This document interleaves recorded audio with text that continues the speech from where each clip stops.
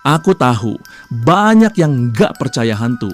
Tapi bagi orang yang pernah bekerja di rumah sakit tua, apalagi bagian shift malam, kamu nggak akan seberani itu bilang, dunia ini cuma milik yang hidup. Namaku Lita, dan aku adalah mantan perawat magang di sebuah rumah sakit negeri di Jawa Tengah. Bangunannya besar, berarsitektur Belanda, lorong-lorongnya panjang dan gelap, apalagi di lantai 3, tempat bangsal penyakit dalam berada.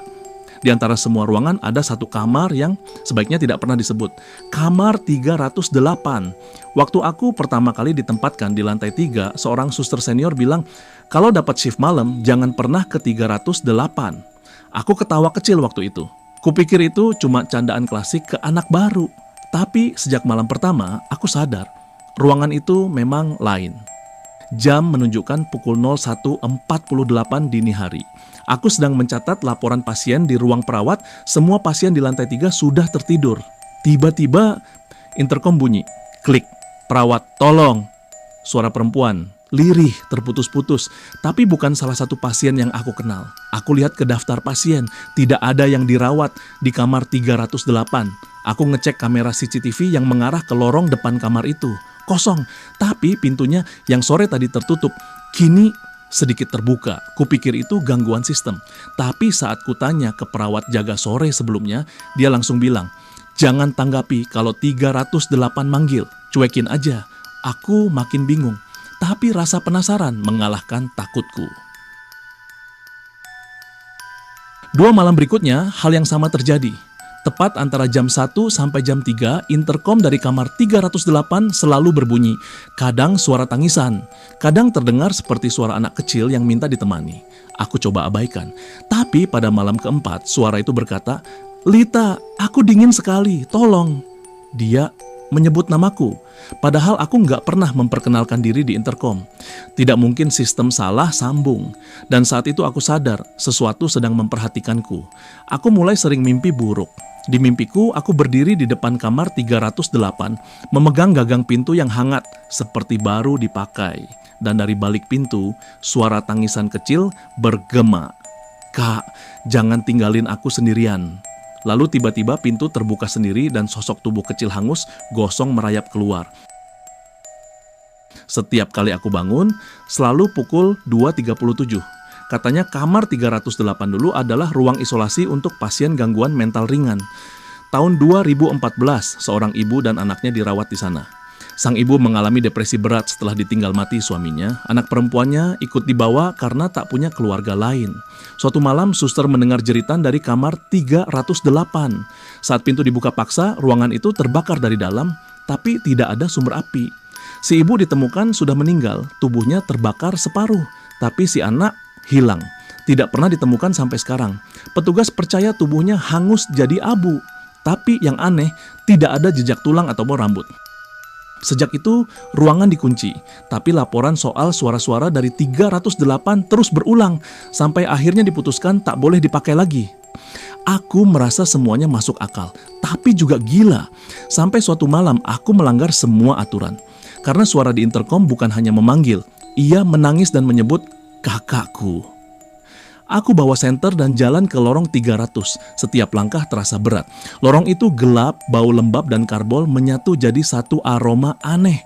Sampai di depan pintu kamar 308, pintunya terbuka sedikit. Kupelototi gagangnya, hangat seperti baru dipegang.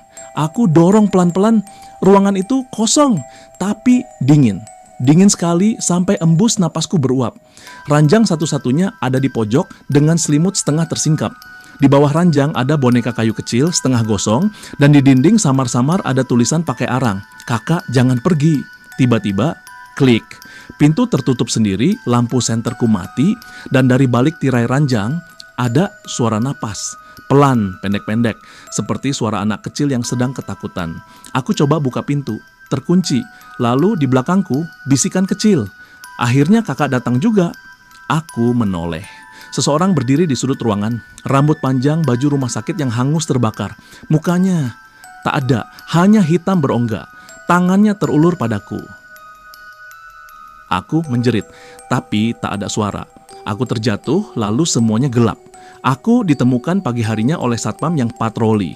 Menurut laporan, aku pingsan di depan kamar 308. Tapi anehnya, kamar itu masih terkunci dari luar, seperti tak pernah dibuka. Tapi di rekaman CCTV, aku terlihat jelas masuk ke kamar itu tanpa membuka pintu. Dan di detik terakhir sebelum kamera buram, terlihat sosok anak kecil berdiri di balikku, memegang tanganku. Aku trauma, minta dipindah shift, tapi malam-malamku tak pernah tenang lagi. Setiap jam 2.37, aku sering terbangun karena suara ketukan di pintu kos. 3 kali, tok, tok, tok. Dan saat aku intip dari jendela, tak ada siapa-siapa. Tapi ada jejak kaki kecil, basah, mengarah ke pintu kamar. Setahun setelah aku resign, rumah sakit itu direnovasi. Bangsal lantai 3 dibongkar, termasuk kamar 308. Tapi beberapa bulan lalu, aku lihat berita lokal. Seorang pekerja bangunan meninggal mendadak saat membongkar bagian dinding lama. Katanya jantungnya berhenti saat ia menemukan tulang kecil dan rambut panjang terbakar di balik sekat dinding. Tepat di area bekas kamar 308. Dan sejak itu, rumah sakit itu kembali jadi buah bibir. Karena interkom lama yang sudah tak berfungsi, kembali menyala sendiri. Dan suara kecil itu masih sama. Perawat, nih aku dingin, oh kakakku di mana? Setelah insiden itu, aku mengundurkan diri dari rumah sakit. Tapi yang aneh, teror tidak ikut berhenti. Di kosku yang sederhana, tepatnya di lantai 2, aku mulai sering mencium aroma terbakar. Kadang seperti kayu gosong, kadang seperti daging hangus. Teman sekamarku Nia mengira aku stres. Tapi suatu malam, dia sendiri yang menyaksikan sesuatu. Aku sedang tidur ketika dia mendengar suara interkom di dalam kamarku. Padahal jelas-jelas tidak ada interkom di sini. Suara itu sama, suara kecil lirih. Kak Lita, aku dingin. Nia langsung membangunkanku. Tapi aku tak sadarkan diri, menggigil hebat, dan bibirku komat kamit menggumam, kakak di sini, jangan nangis ya. Setelah malam itu, aku memutuskan pindah ke rumah orang tuaku di Magelang. Aku pikir semuanya akan berakhir. Tapi ketakutanku justru makin menjadi. Aku mulai mengalami sleep paralysis setiap malam. Di saat tubuhku tidak bisa bergerak, aku melihat anak kecil berdiri di ujung ranjangku. Rambutnya basah, tubuhnya hitam seperti arang, dan dia selalu berkata, jangan tinggalkan aku lagi, Kak. Aku akhirnya memutuskan berkonsultasi dengan temanku dari Fakultas Psikologi Adit yang juga pernah meneliti trauma dalam konteks metafisik. Dia tidak langsung menertawakanku. Sebaliknya dia malah mengatakan, mungkin kamu bukan diganggu, Lid, tapi kamu sedang diikuti. Ada energi yang terikat sama kamu karena satu hal yang belum selesai. Aku pun bercerita soal kamar 308 dan pengalaman di rumah sakit. Adit menatapku lama. Lalu dia berkata, aku pernah dengar cerita ini, tapi dari versi yang berbeda. Adit mengajak aku ke sebuah kampus kedokteran lama, tempat arsip medis rumah sakit itu disimpan. Dengan koneksinya, dia berhasil mengakses berkas lama tahun 2014. Dan benar saja, ditemukan satu file laporan tentang pasien bernama Saraswati, ibu muda dengan depresi berat. Di kolom tanggungan tertulis satu nama, Melati. Anak perempuannya usia 7 tahun. Tapi yang membuat bulu kuduku berdiri adalah catatan tangan dokter jaga terakhir sebelum insiden kebakaran. Pasien Saraswati mengaku melihat bayangan hitam mencoba mengambil anaknya setiap malam. Melati sering bicara sendiri di malam hari menyebut kakaknya padahal dia anak tunggal. Aku dan Adit saling pandang. Melati, anak kecil itu bukan sekadar hantu. Dia adalah jiwa yang hilang, tertinggal.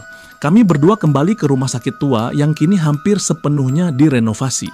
Dengan izin dari satpam lama yang ternyata masih bekerja, kami diantar ke lantai 3. Sebagian besar bangsal sudah berubah, tapi lokasi kamar 308 masih bisa dikenali dari struktur dinding yang lebih tua. Di depan bekas kamar itu, aku merasakan hawa yang familiar. Dingin menusuk tulang.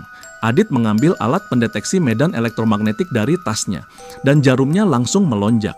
Tiba-tiba, klik. Suara interkom dari belakang kami menyala sendiri, padahal bangunan itu sedang tidak beroperasi. Perawat, no tolong, aku dingin. Suara itu terdengar langsung dari alat komunikasi lama di lorong.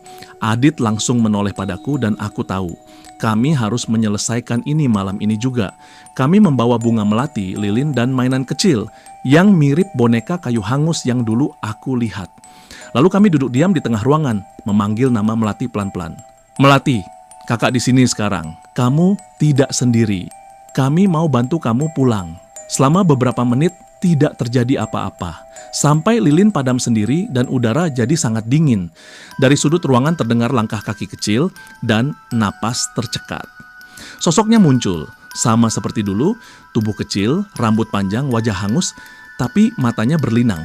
Dan untuk pertama kalinya dia berbicara tanpa interkom. "Kak Lita, boleh aku ikut pulang?" Aku menangis.